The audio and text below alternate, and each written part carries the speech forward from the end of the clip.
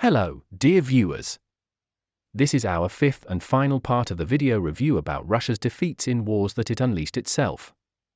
In the previous video reviews, we analyzed all such wars, starting from the beginning of the last century. We saw what goals, reasons, and objectives Russia had before the wars it unleashed with other states. And we saw that in such wars, Russia did not achieve its main goals everywhere, and in fact, lost them. In this part of the video review, we will continue to consider such wars. And we will start with the local Russian-Ukrainian War. We will show how Russia did not achieve any of the main goals that it had during its invasion. We will show how this later led to the beginning of a full-scale Russian-Ukrainian War, where Russia suffered a defeat in the very first days and all its plans and goals were again inaccessible to the Russian army. Also from the video you will learn how Russia, having unleashed a full-scale war, was unable to wage wars anywhere else. And therefore, it was defeated in at least 2 more wars. And about what defeats still await Russia because of the invasion of Ukraine. What wars it will lose very soon. And how will this end for Russia? In general, it will be interesting. In the meantime, it should be clarified that before the invasion of Ukraine in 2014, Ukraine and Russia were on friendly terms. At the same time, Ukraine had the Budapest Memorandum. This is a document signed by the United States, Russia, Great Britain, and Ukraine. Later, France and China joined the document. This document limited the right of these countries to influence Ukraine in any way against its will, be it economically, politically, financially, militarily, etc. That is, the countries were limited from any pressure on Ukraine. In exchange, Ukraine renounced the world's third-largest nuclear weapons potential. Ukraine had about 4,000 nuclear warheads in its arsenal.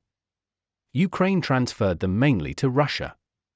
In exchange, the countries gave security guarantees to Ukraine and stated that they would protect the territorial integrity of Ukraine within its internationally recognized borders.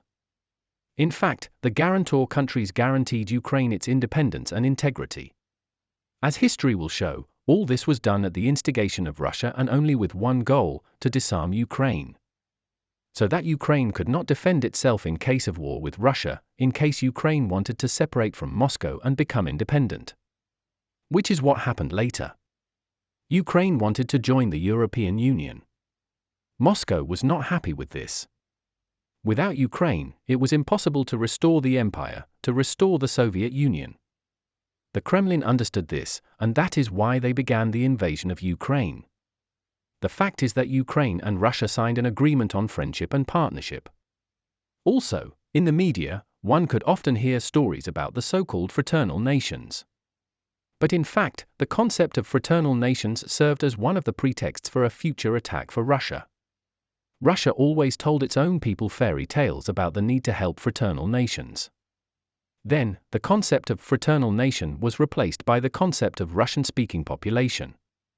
As a result, the slogan was about helping the Russian-speaking fraternal population. And so, the Russian army was already going to help these nations, this population, bringing wars and devastation with it. The word help, I ask you to highlight separately, because this word meant nothing other than an invasion of a neighboring country. And the pretext for the invasion was helping the fraternal Russian people. That's how the concepts were replaced. And that's how Russia began to invade neighboring countries. This is exactly what happened in Ukraine when the Ukrainian brotherly nation wanted to join the EU. So the Russian army came to liberate it from this entry into the European Union. This is sarcasm. But this is exactly the reality. The Ukrainian people have long wanted to join the European Union. They wanted the country to become more transparent, democratic, free. To reduce the level of corruption, change the laws to better ones. This is exactly what joining the European Union contributed to. People in Ukraine simply wanted to live better. That is why they chose to move towards Europe. The Ukrainian parliament and the Ukrainian authorities, taking into account the will of the people, made a decision at the legislative level to join the European Union. The country received a roadmap for entry and began to carry out the necessary reforms. Then the pro-Russian President Yanukovych came to power. He tried to stop Ukraine's movement towards the European Union. This led to popular unrest and revolution. President Yanukovych fled to Russia. But during the political instability, the Russian Federation launched an operation to annex Crimea. Russia had previously made similar attempts to seize the peninsula, but then the Ukrainian authorities and the state united and prevented such attempts. Therefore, the Russian authorities waited for a convenient moment to occupy Ukrainian territories. And the revolution in the country created such a moment. It annexed Crimea. But this was not enough for Russia. The Russian leadership wanted to create a so-called Russian Spring in Ukraine. That is, popular uprisings in support of Russia. In this way, the Russian Federation planned to divide and seize at least half of Ukraine, and possibly more. But this Russian Spring ended in failure. The people did not support it. Then the introduction of Russian troops into Donbas began, where the fugitive president and a number of large oligarchs and businessmen had great support from the local population. They announced the so-called federalization and the creation of autonomies. All following the example of Crimea. First, an autonomy was created, and then it seemed to demand independence. And then, with the support of Russia, this autonomy was supposed to be part of it. In general, according to this scenario, Russia decided to seize Crimea. And when the local authorities of Donbas also announced federalization, following the example of Crimea, Russia used it for its own purposes. It brought troops into Ukraine in Donbas. At first, these were, as in Crimea, troops without identification marks, but on Russian armored vehicles and with Russian weapons. Thus began a local hybrid war. Ukraine successfully began to restore control over Donbas, seized by Russia. To prevent this, Russia has already openly brought in troops of the southern military district of the Russian Federation. The armies of this district were the best equipped and most combat-ready in the entire territory of the Russian Federation. But they were unable to capture Donbas. Therefore, the Russian military decided to send all the most combat-ready units from all over Russia, from different corners of the country, to Ukraine. They began to arrive in Donbas, but immediately encountered fierce resistance from the Ukrainians. The Russian offensive was stopped. The Russian army could not advance deep into Ukraine. On the contrary, it began to suffer colossal losses. Then the Russian leadership realized that the Russian army would not be able to achieve its goals. At least at that time, it had already suffered heavy losses and was incapable of combat. And Russia's main goal in Ukraine was extremely simple, to capture as much Ukrainian territory as possible. But for Russia, this ended in failure. So, in 2014, Russia began its invasion known as the Hybrid War in Donbas. The photo on the left shows that on May 20, almost all of Ukrainian Donbas was completely occupied. Then Ukraine's counteroffensive began. And on August 20, 2014, Ukraine liberated approximately two-thirds of the territories previously captured by Russia. To liberate all of Donbas, Ukraine needed another 2 weeks to a month, maximum. It was then that the Russian leadership decided to bring in its armies from the southern military district of the Russian Federation.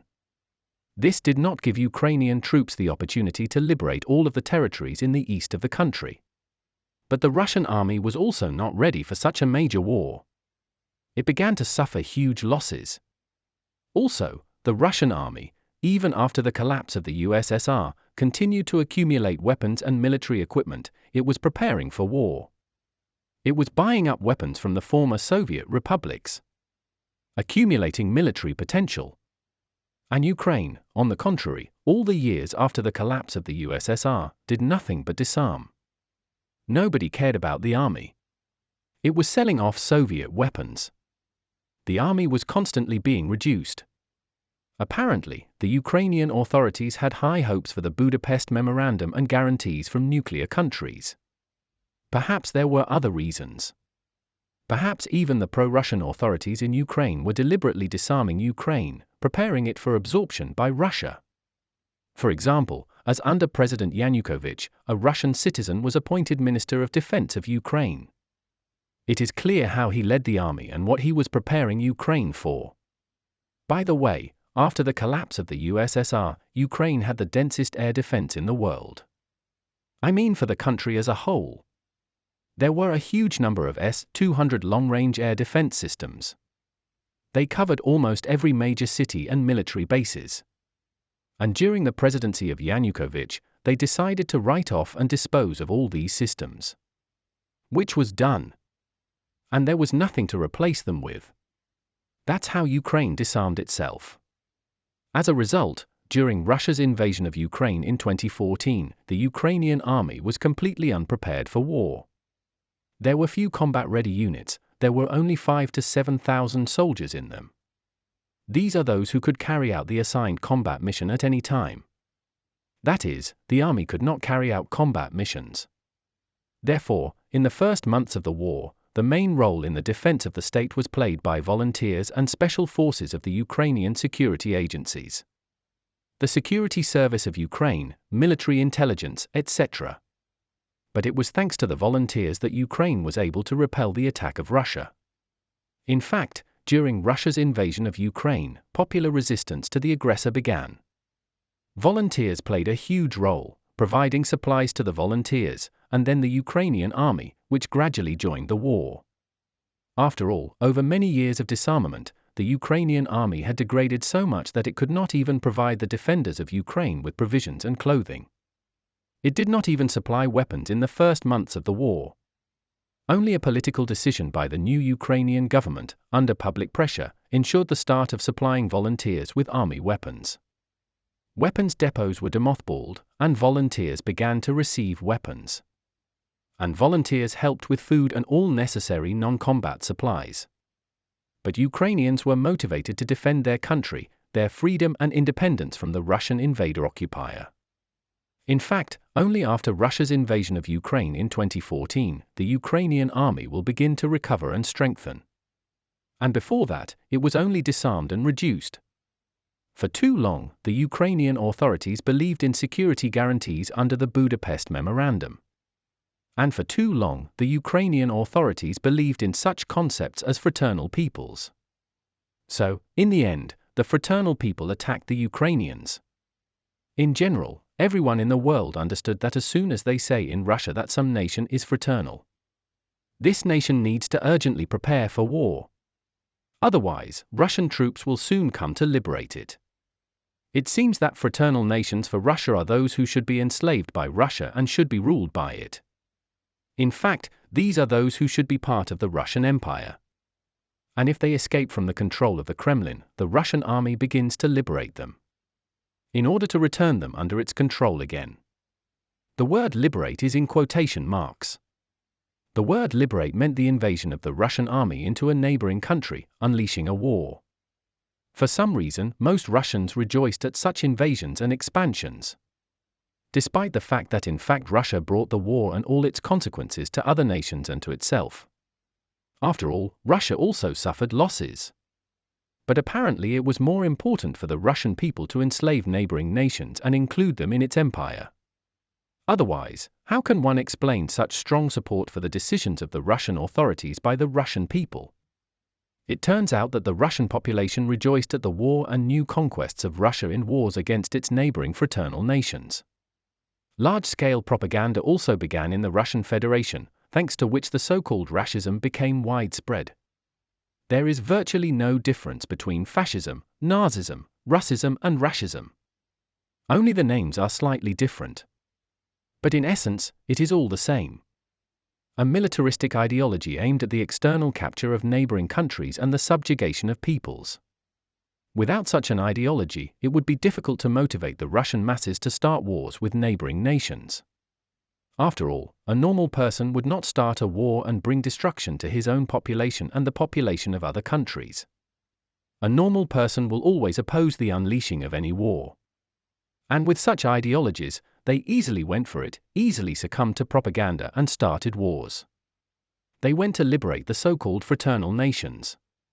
They went to debark these nations in order to make them slaves of the Kremlin. It was with the support of its population that Russia started wars against these fraternal nations. If the population on the territory of Russia was against the war, then the authorities in Russia would be afraid to start wars. And if the population supported such decisions of the authorities, then the Russian authorities of course gave their people what they wanted. hence the many wars unleashed along the perimeter of the former USSR.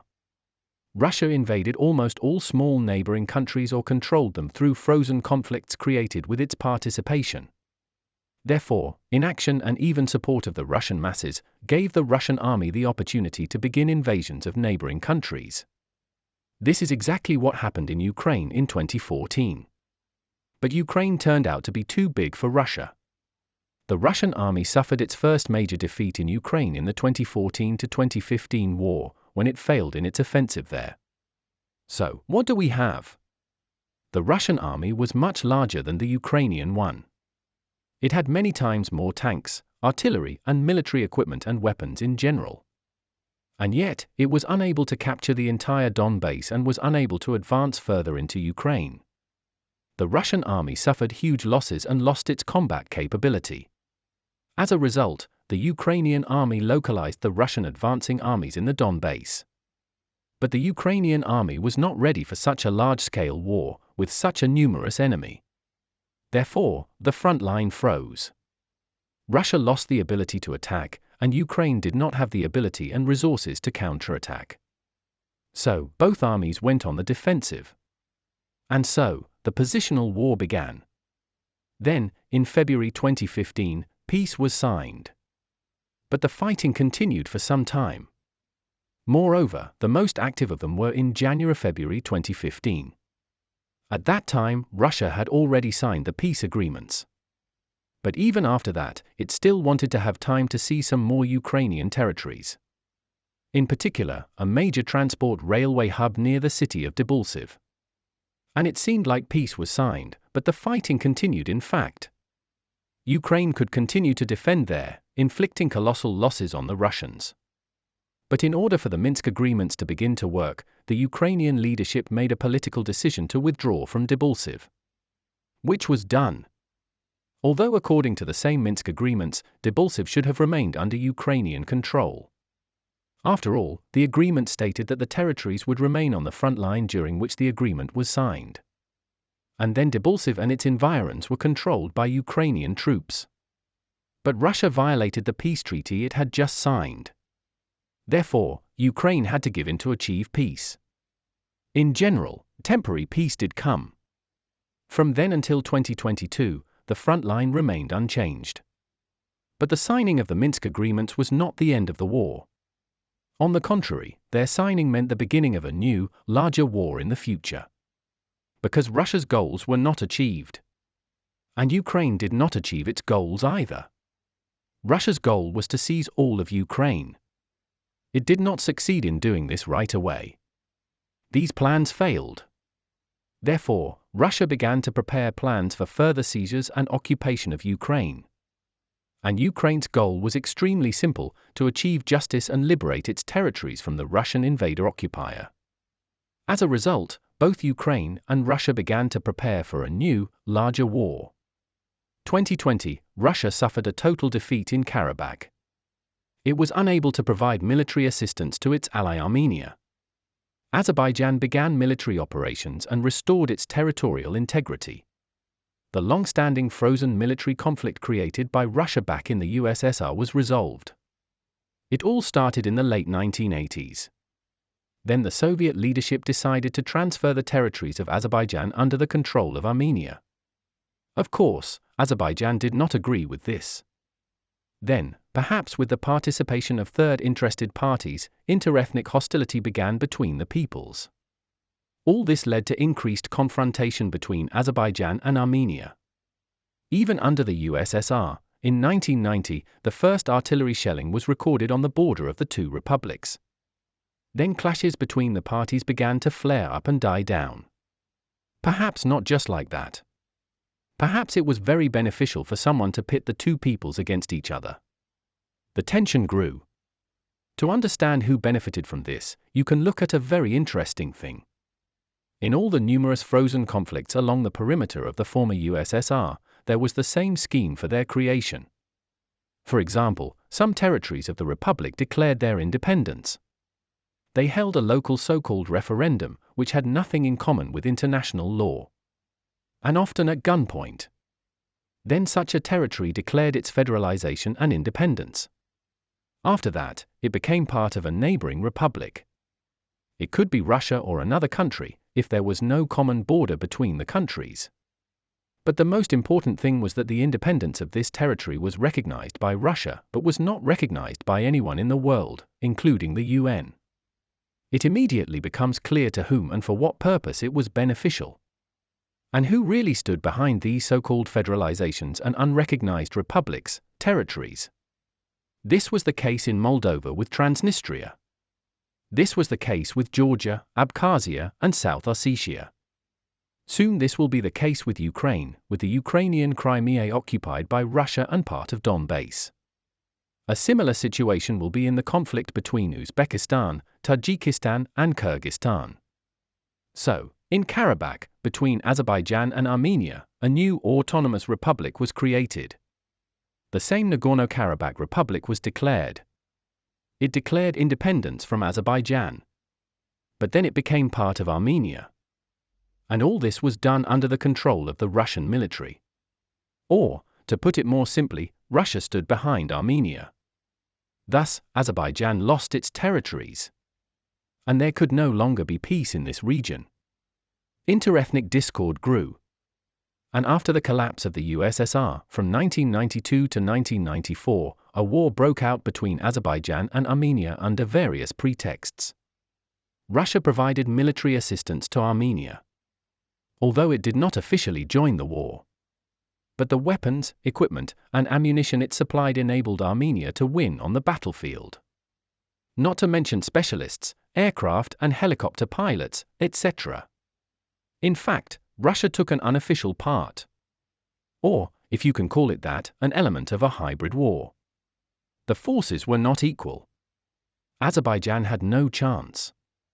Approximately 20% of its territories were occupied by Armenia. As a result, the so-called Minsk Group was created to resolve the conflict. Yes, the same will be created in 2014 to freeze the hybrid Russian-Ukrainian war. The scheme for creating, waging, and freezing the war will completely coincide with the war in Karabakh. The scale is just different. In general, Azerbaijan was forced to agree to the proposals of Moscow and Armenia. The war was frozen. But any frozen war in the future will still have its own resolution, usually military. The internationally recognized territories of Azerbaijan were occupied by Armenia. The artificially created hostility between the peoples intensified. In 1993, the UN Security Council adopted 4 resolutions on the Nagorno-Karabakh conflict at once, which were not implemented by Armenia. All of them called on Armenia to withdraw its troops from the territory of Azerbaijan. But why would it do this? Because Russia stood behind Armenia. It ensured the protection of Armenia and did not allow Azerbaijan to return its territories by military means. And diplomatically, Armenia refused to return, under the influence of Russia. Russian military bases were deployed on the territory of Armenia. And there were Russian so-called peacekeepers in Nagorno-Karabakh. Therefore, Azerbaijan could not return its territories either by diplomacy or by military force. That is, the frozen conflict could not be resolved due to Russia's presence there. And it was beneficial for Russia to have both countries remain under its control. If Russia wanted, the conflict could easily, at any moment, escalate into a hot war again. Or everything could remain as it was, if Azerbaijan and Armenia fully complied with all of Russia's demands and wishes. And they were simple: to maintain control over the republics and not allow them to become independent from Moscow. To prevent their possible departure to other organizations and blocs. In particular, the European Union and NATO. In this way, Russia wanted to preserve the empire that had actually disintegrated within its former borders. It wanted to retain control over the territories and countries of the former empire. Possibly for a future attempt to restore it. That is why, even before the collapse of the USSR, military conflicts began to flare up on the borders of this empire, and then, with Russia's active participation, they began to freeze. Thus, countries lost their independence. As a result, the empire disintegrated, but retained the possibility of its restoration in the future. This led to a number of wars and conflicts, as well as to a full-scale Russian-Ukrainian war. When Russia could not influence the departure of a former republic, it started a war against it. Various pretexts were used for this. This is what happened with Georgia and Ukraine. But the Russian-Ukrainian War destroyed all the Kremlin's plans. Because the Russian Federation suffered a military defeat in Ukraine in 2014. It was unable to capture the country or take control of it. Russia's position in Ukraine deteriorated sharply. The war contributed to the growth of interethnic strife. Countries went from being friendly to being adversaries and even enemies. Everyone understood that a future, larger-scale war was inevitable. Russia began preparing to invade Ukraine. And it was not advantageous for it to start wars anywhere else. It could not fight on two fronts. In the Caucasus and in Ukraine. It had previously suffered a defeat in Ukraine without achieving any of its main goals there. Azerbaijan decided to take advantage of this.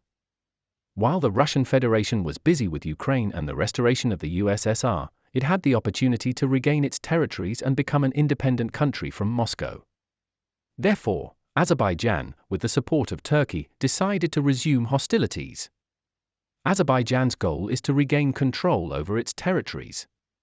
The goal of Armenia and Russia is to leave Azerbaijan's control over Karabakh and continue the frozen conflict.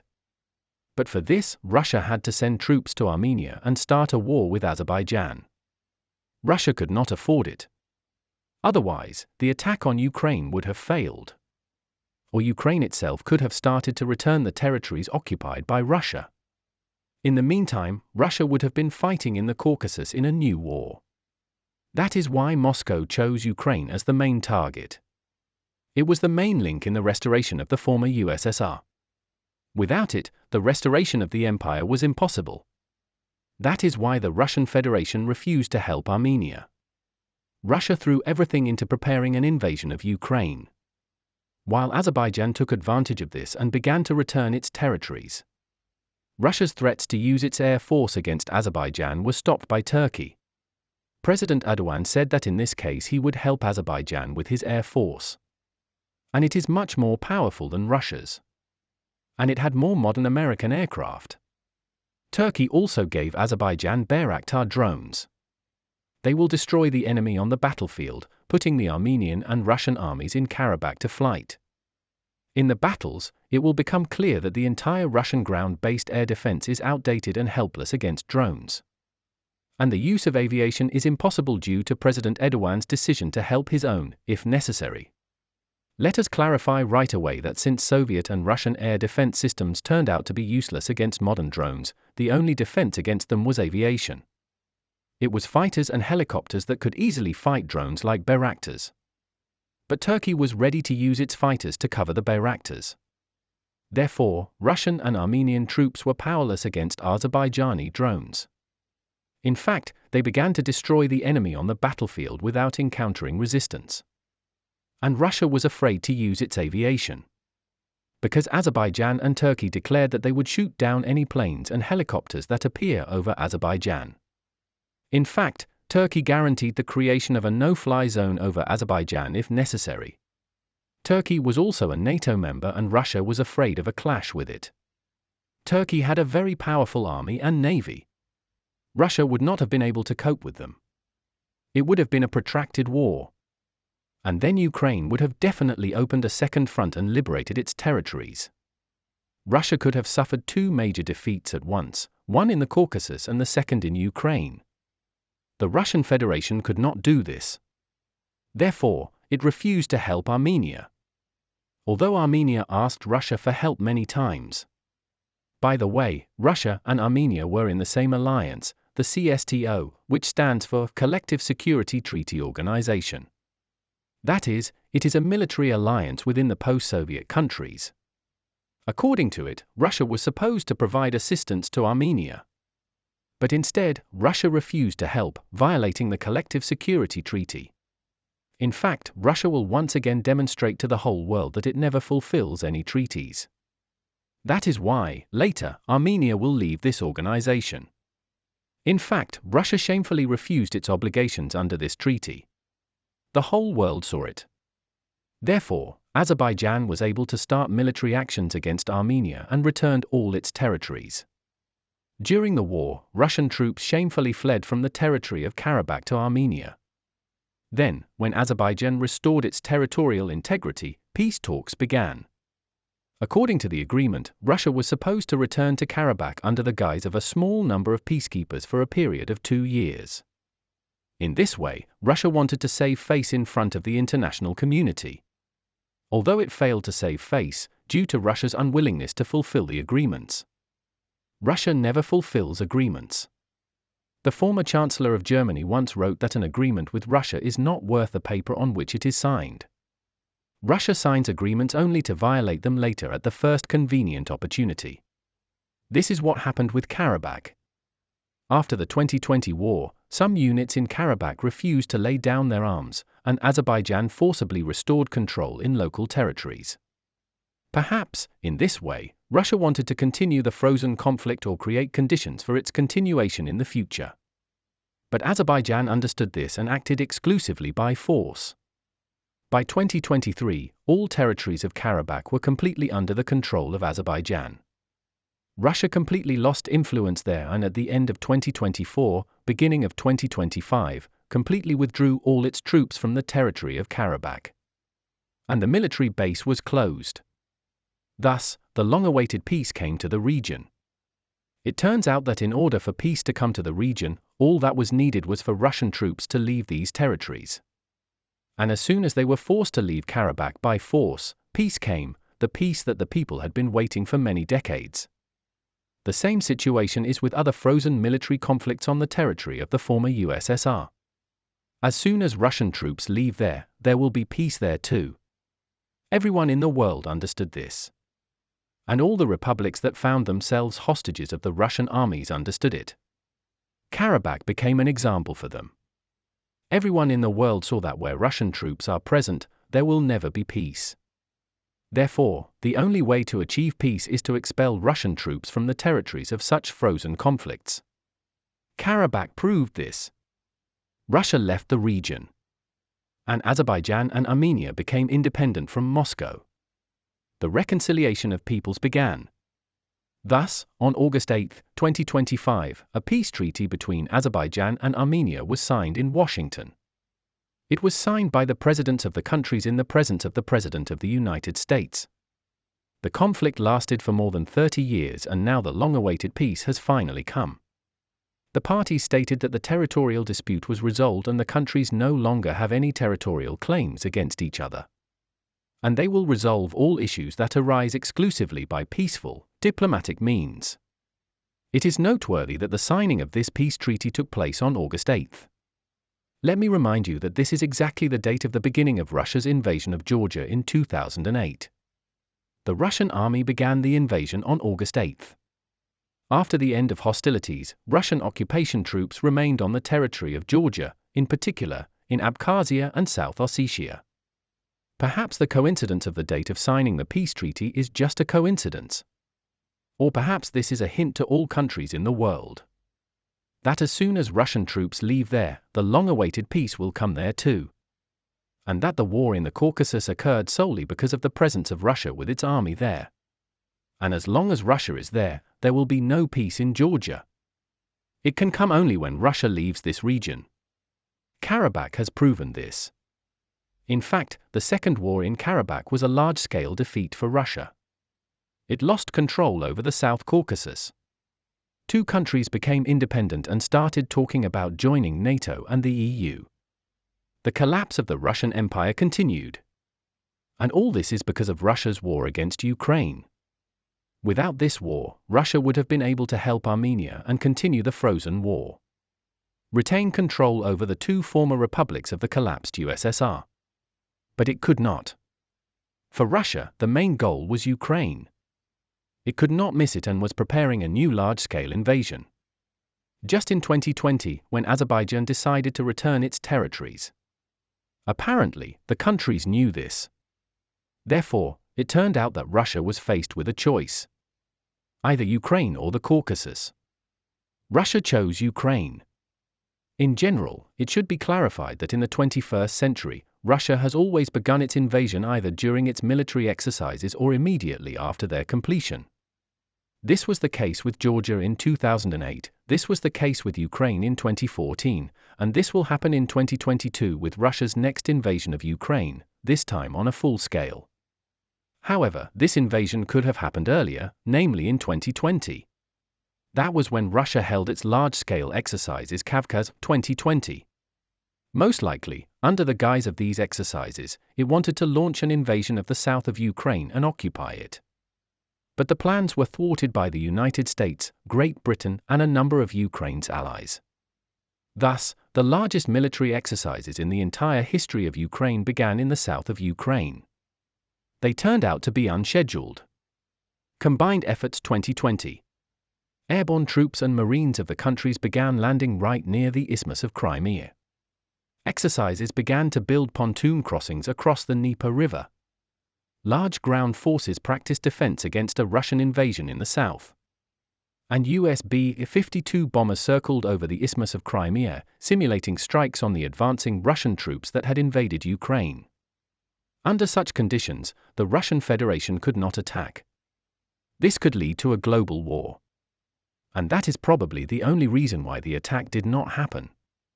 In 2021, history repeated itself. Large-scale Russian exercises again and again. Ukraine, in response, unscheduledly begins to conduct its own emergency exercises in the south. They were again the largest in the history of Ukraine. And again, a number of countries of Ukraine's allies took part in them. And US bombers appeared in the sky near Crimea again, this time they were B-1B Lancers. They tested a new missile in conditions of enemy counteraction, the creation of electronic interference. As a result, Russia would again be unable to invade the south. Such emergency and unscheduled exercises may indicate that perhaps the Russian Federation really wanted to start an invasion of the south of Ukraine. But Ukraine's allies prevented it from doing this by conducting their large-scale military exercises with Ukraine there. But as it becomes clear, the allies could no longer constantly save Ukraine like this. Moreover, this threatened a clash and a world war. At the same time, Russia understood that all attempts at a local invasion in the south could be stopped with the help of the next international exercises in Ukraine, in the places of the supposed direction of a possible invasion. Thus, the Russian Federation had only one option for an invasion, a full-scale one. In this case, Ukraine would not be able to constantly conduct international exercises everywhere throughout the country. Therefore, it is possible that the failure of the Russian Federation's attack in the southeast of Ukraine led to the fact that the Russian Federation decided to attack on a full scale, along the entire line of the Russian-Ukrainian border and even more, including the Russian-Belarusian one. As a result, on February 24, 2022, immediately after the large-scale Russian-Belarusian exercises Union Resolve 2022, Russia began its invasion of Ukraine, including with the support of Belarus, from its territory. But Russia had neither the forces nor the means for a full-scale invasion. It stretched its forces along the entire length of the Russian-Ukrainian border. And this is approximately 1.5 to 2.0 thousand kilometers. In response to the invasion, in Ukraine, not just a guerrilla or sabotage war against the aggressor began, but a people's war against the aggressor-occupier. The Russian army was not ready for such a war. The Russian military claimed that they would take Kyiv in 2 days. And on the third to fourth day, they would celebrate the victory at a parade in the center of the capital. The military took dress uniforms, the provisions in the troops were also calculated for 2 days. As a result, Kyiv in 2 days turned into a multi-year war of attrition for Russia. Also, for some reason, the Russian authorities thought that the Ukrainian population would greet them with bread, salt, and flowers. But it turned out that the Ukrainians greeted them with Molotov cocktails, constant sabotage attacks, and guerrilla warfare. Popular resistance to the occupier began. As a result, the Russian army suffers defeat on all fronts. The full-scale offensive fails. The flight and retreat of the Russian armies begins. Ukraine regains control over most of the territories previously captured by the Russians. Russia no longer has the strength to wage such a large-scale war. It retreats from all fronts and concentrates in the southeast of Ukraine. Ukraine successfully defends itself and counterattacks, inflicting huge losses on the Russian army. The Russian Federation is losing the war of attrition. Western countries provide economic, political, and military assistance to Ukraine. They supply weapons and ammunition to defend Ukraine from a Russian invasion. As of 2025, Russia has been demilitarized and Ukraine has been militarized. The Russian army has suffered catastrophic losses. Even the USSR probably did not have such losses on such a long section of the front during World War II. And then the losses were simply enormous. For example, in 2024 alone, the confirmed losses of the Russian army amounted to 430,000 people. Approximately 300,000 of them are in the Pokrovsk direction. There, for the whole of 2024, the Russian army advanced only 30 kilometers. This is the distance from the city of Avdiivka to the city of Pokrovsk. The width of the front is also somewhere around 30 kilometers. That is, the Russian army advanced on the local section of the front only 30 kilometers and lost 300,000 people there. And taking into account the losses of the Russian army in 2025, this figure will grow to at least 500,000 people. In the first half of 2025 alone, the Russian army lost a total of 200,000 people in Ukraine. As of January 1, 2025, the losses of the Russian Federation amounted to 791,000 people. And as of July 1, 2025, the losses of the Russian army exceeded 1 million people and amounted to 1,020,980 military personnel.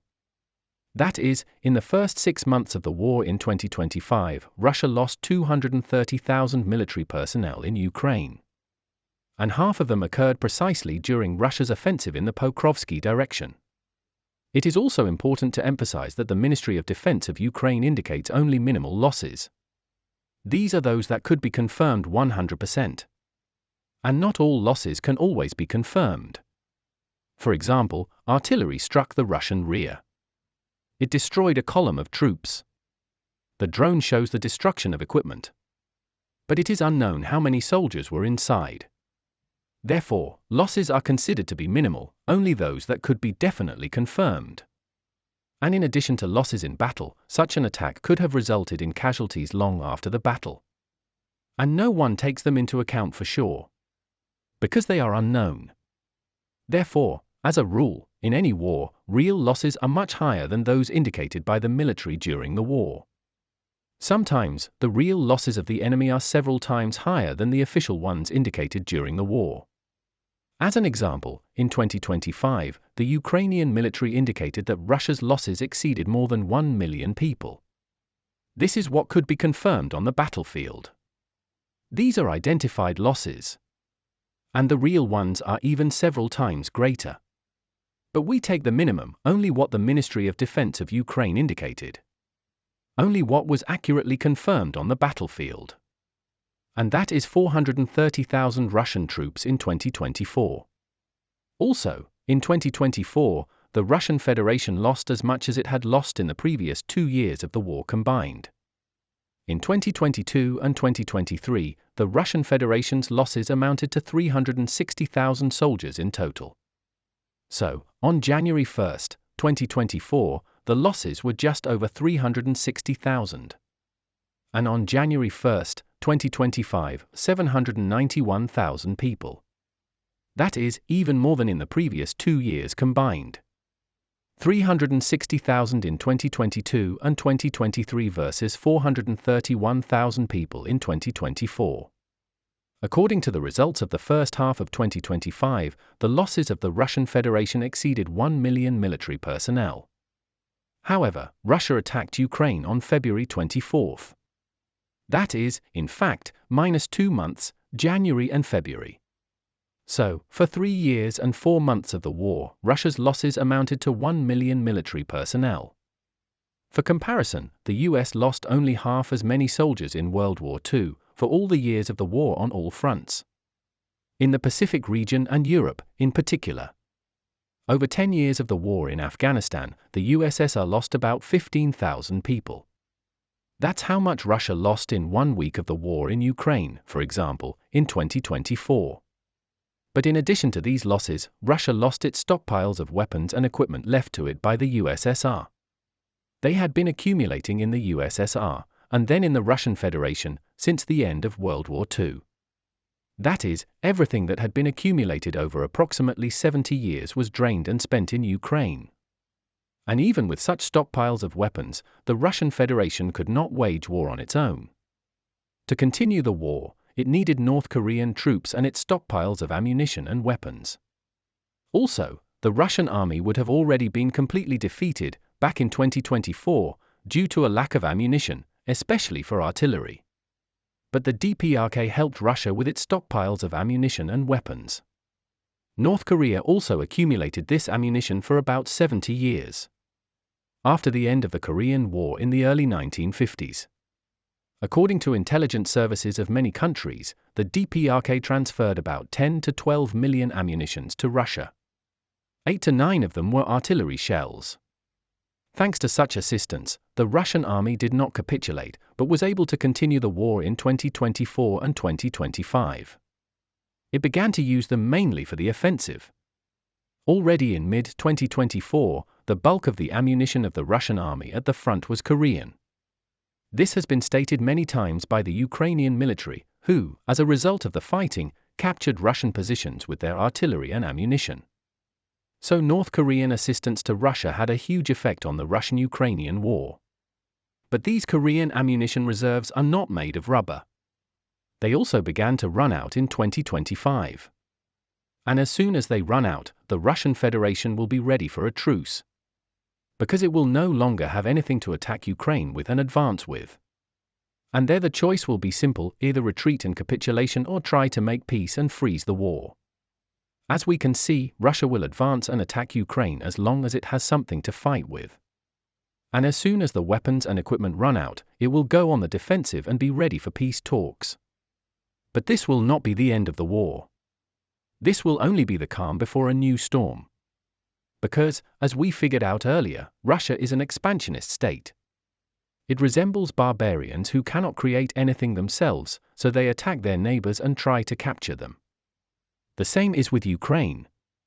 Without it, the restoration of the USSR is impossible. And it is no secret that the authorities in Russia wanted to recreate the Soviet Union. Therefore, any truce between Russia and Ukraine will be violated later by Russia. She will attack again and continue the war. If she knows that she will succeed. At the same time, the Russian Federation has practically used up all the equipment reserves it inherited from the USSR. Tens of thousands of tanks and armored vehicles. Thus, as of July 1, 2025, according to official data alone, the Russian army lost 10,983 tanks, 22,928 armored combat vehicles, about 30,000 artillery systems, more than 1,400 MLRS, about 1,200 air defense systems, 420 aircraft and 340 helicopters, about 54,000 units of automotive equipment and tank trucks, 28 surface units of the fleet, almost 4,000 units of special equipment. At the same time, the war continues, as does the demilitarization of Russia. These are simply enormous losses. The Russian Federation will not be able to replenish them, at least in the next 10, 20, and possibly even 30 years. At the same time, the militarization of Ukraine continues, Western aid is flowing to Ukraine. And demilitarization has occurred in the Russian Federation.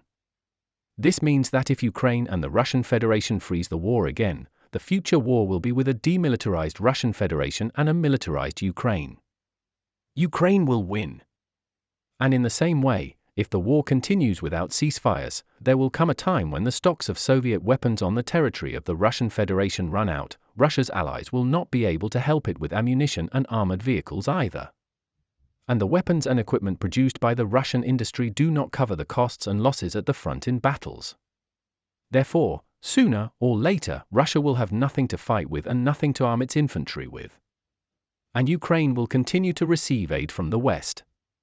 This means that the outcome of such a war is more than clear. In any case, Russia will suffer a military, political and economic defeat. The result of the war will be the deoccupation of Ukrainian territories and the restoration of the territorial integrity of Ukraine. And reparations will be imposed on Russia. And it will have to pay them so that the sanctions are lifted and Russia is returned to the civilized world. And this is if the Russian Federation voluntarily and quickly admits its defeat and begins to bear responsibility for the war it unleashed. If not, the pressure on the Russian Federation will not go away, and it will continue to remain a pariah state in the world. This means that the future of the Russian Federation is unclear, especially in the context of the Second Cold War with the West, where Russia is facing another large-scale defeat. It is quite possible that the result will be a repeat of 1991 for the USSR. The beginning of the Third World War cannot be ruled out either. Everything is heading in that direction now. Russia will enter it after its demilitarization. An important element of the new global confrontation is the war in Syria. The conflict in Syria began back in 2012. And it began to flare up more and more. As a result, in order to preserve the existing regime in Syria and establish control over the country, the Russian Federation decided to help it militarily. So, in 2015, Russian aviation began large-scale bombing of the Syrian resistance forces, which were supported by the Syrian people, who wanted to overthrow the head of state. That is, the people wanted to overthrow the existing regime. And Russia came out against the people in defense of the dictatorial regime. As a result, peaceful cities came under bombing. Millions of refugees appeared. Russia managed to maintain the power of the pro-Russian regime. But the civil war continued, as did the constant bombing of the Syrian People's Militia, which often covered many populated areas with civilians. As a result, the Russo-Ukrainian War became a turning point in the Syrian war. Thus, in 2024, the military defeat of the Russian Federation in Syria occurred. The Russian army and navy shamefully fled the country. In fact, the whole world recognized that this defeat occurred because the Russian army was bogged down in battles in Ukraine. It was unable to wage war anywhere else. There were not enough resources for a war with Ukraine. Therefore, the Russian military and aviation were unable to support the pro-Russian regime, which started a war with its own people. As a result, the Syrian People's Militia and the opposition defeated the government army and overthrew the government. The president and dictator of Syria fled to Russia. Thus, Russia had to leave Syria. And there were the only remaining Russian naval bases in the Mediterranean. In fact, Russia was defeated and lost its presence in the Mediterranean. And all this was the result of Russia's defeat in the Russo-Ukrainian War. It was Ukraine that became the point of no return, after which Russia would no longer be able to restore its empire. The Russo-Ukrainian War brought the Russian Federation to the brink of disaster, in which its territorial integrity as a state remains in question. It also gave all countries whose territories were occupied by Russian troops the opportunity to liberate themselves. And what kind of countries and peoples these are, we will discuss in our next part. In it, we will show the results of the Russian Spring in the world. We will show what the so-called Russian world brings. And what happens in countries when Russia or, especially, the Russian army gets involved. In the video, you will find out what this Russian world brings to the peoples and what it has already brought to Ukraine, Moldova, Georgia, Azerbaijan with Armenia, Syria, etc. Let's see how they now live in these countries, where Russia got involved with its army. Let's show how people live who previously supported Russia and wanted the so-called Russian world. We will also show what wars and conflicts await Russia in the near future. Who it may have to fight or fight again with. And what role Ukraine plays here. You will see all this in our next part. That's all I have. Special thanks from the author to everyone who helps the channel. Your help is very important. Like, comment and subscribe to the channel, where many more interesting videos await you. Thanks for watching. And see you soon with new videos. Peace and goodness to all.